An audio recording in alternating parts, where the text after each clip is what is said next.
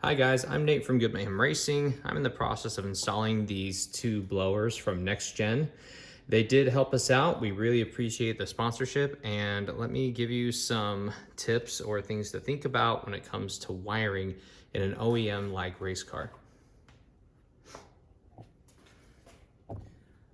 Do you see this mess of wires up front? Those ones right there? Yeah, those.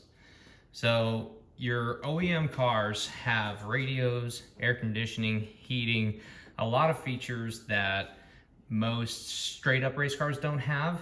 And whenever you are actually working with new electronics, it's better to wire through the fuse system that is provided in your OEM car. You will have the ignition, you will have the AAC or non-ignition mode that will run some electronics, and you want to decide whether or not your bits of electrical kit will run in one condition or another. When we install devices like S-Pods, like you can see up there, there's the switch. S-Pods bypass all of the OEM system, so they're nice in the fact that they can work without any of those relayed functions in place, like it has it all built in itself, but that can be a power drain if you have the vehicle turned off and those items running. Even the products like this may have a lower voltage cutoff and then just completely cut everything off at a certain point. If you have constant drain devices that will be running both day and night though, it's something to wire into your OEM relay if you can. So back down here,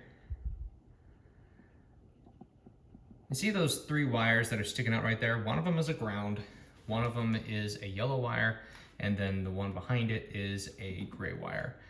That is part of the radio head of this particular 4Runner. This particular generation uses a certain color coding sequence for which devices, and on top of that you can figure out whether or not it's going to be powered constantly on like the lock system, on in the AAC mode like the radio, or on in ignition.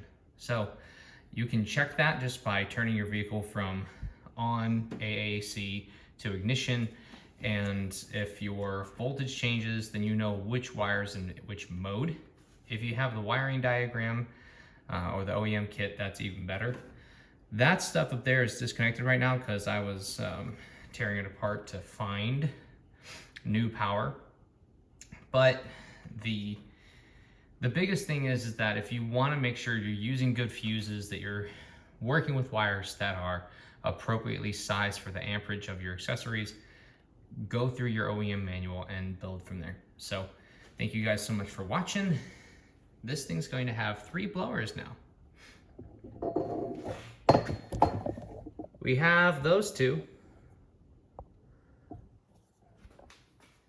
And we have this one. This one's the helmet blower. Those other two were for the seats. And all of them are going to be relayed separately, ideally through the ignition system. That way when you cut the car off, all the blowers turn off and they don't draw battery.